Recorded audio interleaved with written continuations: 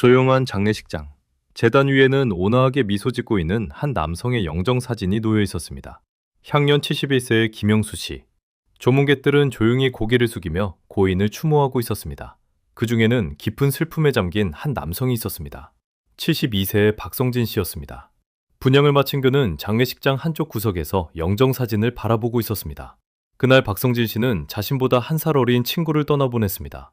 김영수 씨의 아내 이미자 씨가 성진 씨에게 다가왔습니다. 박 선생님, 오늘 와주셔서 감사합니다. 김 선생님께 무슨 일이 있었던 겁니까?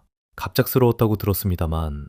네, 그날 아침에도 평소처럼 일어나 산책을 다녀오셨는데 현관 앞에서 쓰러지셨어요. 구급차가 도착했을 때는 이미...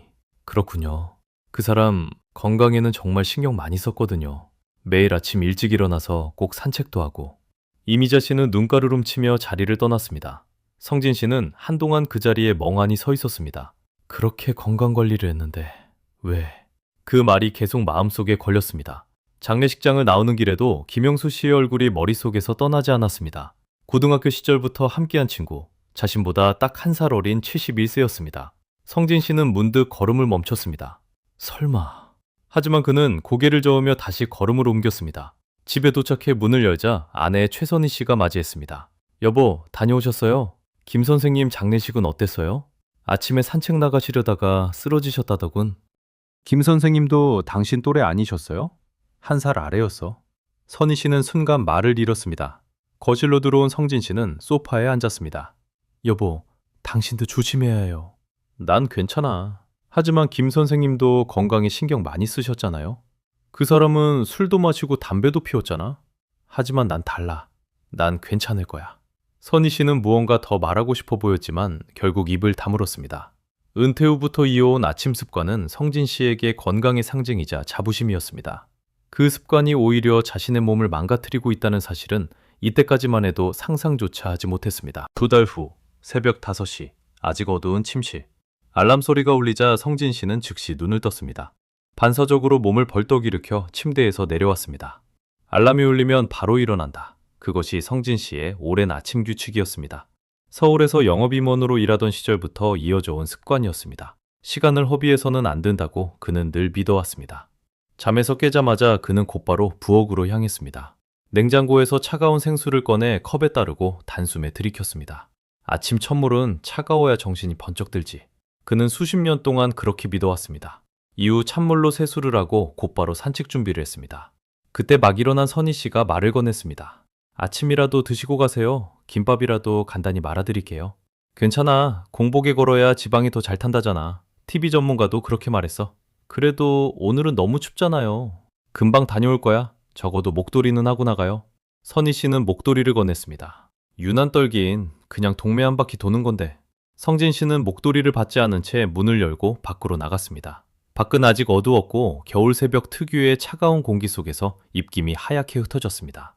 그는 익숙한 길을 묵묵히 걸었습니다. 김영수도 결국 생활 습관이 문제였겠지. 나처럼 꾸준히 관리했으면 그렇게 되진 않았을 거야. 바로 그 순간이었습니다. 갑자기 시야가 흐려지기 시작했습니다. 다리는 무겁고 머리는 멍해졌습니다. 잠을 덜 잤나?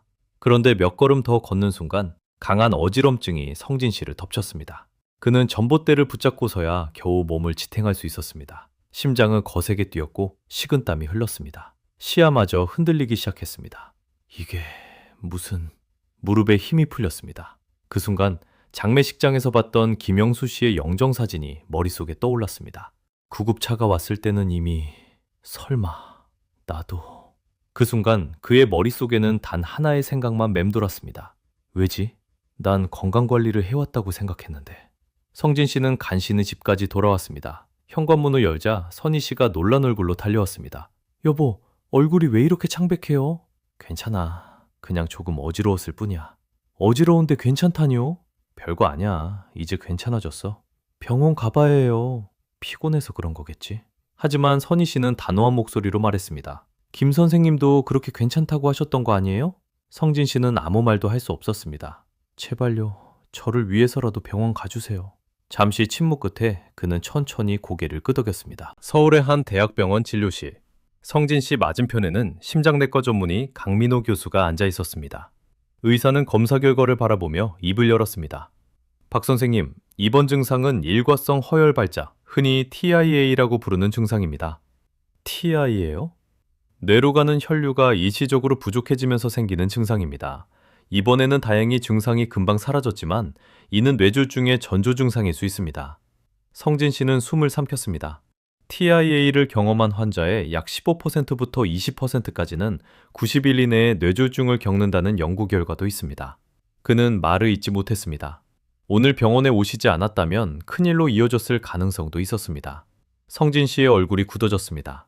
오늘 아침 어떻게 행동하셨는지 자세히 말씀해 주시겠습니까? 새벽 5시에 알람이 울렸고 바로 일어났습니다. 늘 그랬습니다. 의사의 표정이 어두워졌습니다. 그것이 첫 번째 문제입니다. 예? 수면 중에는 혈압이 안정적으로 낮아져 있습니다. 그런데 갑자기 벌떡 일어나면 혈압이 급격히 상승하게 됩니다. 특히 65세 이후에는 혈관이 딱딱해져 이런 변화를 견디기 어려워집니다. 하지만 저는 40년 동안 이렇게 살아왔습니다. 그 말은 40년 동안 혈관에 부담을 주고 있었다는 의미일 수도 있습니다. 성진 씨는 말을 잃었습니다. 특히 한국의 겨울 새벽은 뇌졸중과 심장질환 위험이 가장 높은 시간대입니다. 그럼 어떻게 해야 합니까? 눈을 뜨자마자 바로 일어나지 말고 침대 안에서 5분 정도 천천히 몸을 움직여주세요. 성진 씨는 조용히 주먹을 움켜쥐었습니다. 그 다음에는 무엇을 하셨습니까? 찬물을 마셨습니다. 그것이 두 번째 문제입니다. 네. 아침 공복 상태에서 차가운 물을 마시면 내장이 급격히 차가워지고 혈압이 불안정해질 수 있습니다. 심장에도 큰 부담이 됩니다. 찬물을 마셔야 정신이 드는 줄 알았습니다. 정신은 깰 수 있지만 심장도 함께 놀라고 있는 겁니다. 그럼 무엇을 마셔야 합니까? 50도에서 60도 정도의 따뜻한 물이 가장 좋습니다. 성진 씨는 큰 충격을 받았습니다. 건강을 위해 옳다고 믿어왔던 습관들이 오히려 몸을 망가뜨리고 있었던 것입니다. 그리고 산책을 나가셨죠? 아침 식사는 하셨습니까? 아니요. 공복 운동이 지방을 태우는데 좋다고 들어서 그것이 세 번째 문제입니다. 그리고 오늘 증상을 일으킨 가장 큰 원인이기도 합니다. 아침 기상 직후는 혈당이 가장 낮은 상태입니다. 그 상태에서 운동을 하면 뇌와 심장에 필요한 에너지가 부족해질 수 있습니다. 성진 씨는 아무 말도 할 수 없었습니다. 저는 40년 동안 건강하게 살아왔다고 생각했습니다. 강민호 교수는 잠시 침묵한 뒤 조용히 말을 이었습니다. 사실 얼마 전 돌아가신 김영수 씨도 제 환자였습니다. 성진 씨는 놀란 눈으로 의사를 바라봤습니다. 저 역시 같은 말씀을 드렸습니다. 하지만 40년 동안 이렇게 살아왔다며 바꾸지 않으셨습니다. 성진 씨의 눈이 크게 흔들렸습니다. 오늘 박 선생님은 김영수 씨와 같은 이야기를 듣고 계십니다. 이제 선택은 박 선생님의 몫입니다. 그날 밤 성진 씨와 선희 씨는 거실에 마주 앉아 있었습니다. 긴 침묵 끝에 성진 씨가 입을 열었습니다. 미안했어. 당신이 조심하라고 했을 때 난 괜찮다고만 했지. 결국 나도 김영수와 다를 게 없었어. 40년 동안 내가 옳다고 믿어왔던 것들이 사실은 내 몸을 망가뜨리셨던 거야. 선희 씨는 조용히 그의 손을 잡았습니다. 그래도 오늘 알게 되었잖아요. 내일부터 바꾸면 되는 거예요. 성진 씨는 천장을 바라보며 천천히 말했습니다. 내일부터 바꿔보겠어. 다음 날 아침 알람 소리가 평소처럼 울렸습니다. 하지만 이번에는 바로 일어나지 않았습니다. 그는 침대에 누운 채 손가락을 천천히 움직이고 깊게 숨을 쉬었습니다. 몇 분 뒤에야 천천히 몸을 일으켰습니다. 이번에는 어지럽지 않았습니다. 부엌으로 향하자 선희 씨가 따뜻한 물을 준비해 두고 있었습니다. 성진 씨는 두 손으로 컵을 감싸준 채 천천히 물을 마셨습니다. 따뜻한 기운이 몸속으로 스며들었습니다. 식탁 위에는 작은 김밥과 바나나 하나가 놓여 있었습니다. 오늘부터는 먹고 나가야겠어. 선희 씨는 미소를 지었습니다. 그게 훨씬 좋아요. 성진 씨는 목도리를 두르고 천천히 집 밖으로 나섰습니다. 여전히 차가운 겨울 아침이었지만 오늘 그의 발걸음은 이전보다 훨씬 느리고 차분했습니다. 그는 밝아오는 하늘을 바라보며 조용히 생각했습니다. 나는 김영수 씨와 같은 실수를 반복하지 않겠어. 매일 반복되는 작은 습관 하나가 사람의 생명을 지킬 수도 있고 반대로 서서히 무너뜨릴 수도 있습니다. 첫 번째 위험한 습관은 눈 뜨자마자 바로 일어나는 것입니다. 두 번째는 아침 공복에 차가운 물을 마시는 습관입니다. 세 번째는 아무것도 먹지 않은 채 운동을 하는 것입니다. 65세 이후의 몸은 젊은 시절과 다릅니다. 건강에 좋다고 믿었던 행동들이 오히려 심장과 혈관에 큰 부담이 될 수도 있습니다. 조금만 바꿔보십시오. 천천히 일어나고 따뜻한 물을 마시고 가볍게라도 먹고 움직이십시오. 그 작은 변화만으로도 뇌졸중과 심장질환 위험을 크게 낮출 수 있습니다.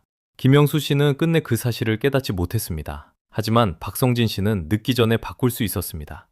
여러분은 어떠신가요? 내일 아침부터 작은 습관 하나라도 바꿔보시겠습니까?